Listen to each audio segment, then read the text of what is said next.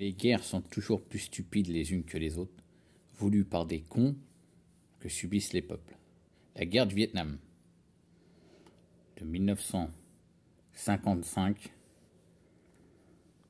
à 1975, les Américains ont été, pour soi-disant défendre les Sud-Vietnam contre le Nord-Vietnam communiste.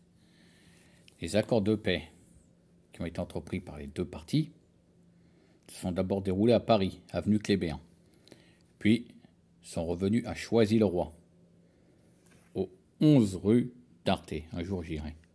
Avec le super pourriture qu'on connaît et qui a toujours un passé et qui est toujours actif ou qui est mort, je ne sais plus. Kissinger, américain, qui est venu pour négocier avec les Vietnamiens, qui sont ici, pour la paix.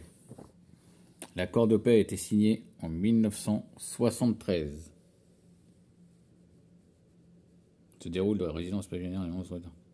Signé en 73 et la guerre s'arrête en 75. Et la délégation choisienne s'est rendue à Hanoï en 80. Le général Giap, le grand stratège vietnamien, a expliqué sa victoire. Les Américains avaient les armes les plus puissantes et les plus nombreuses, mais nous avions les hommes les plus motivés. Comme quoi les Américains, à chaque fois, ils cherchent la guerre, ils cherchent la bagarre, mais ils se prennent une bonne branlée. Et après, ils ouvrent encore leur gueule comme des petits roquets.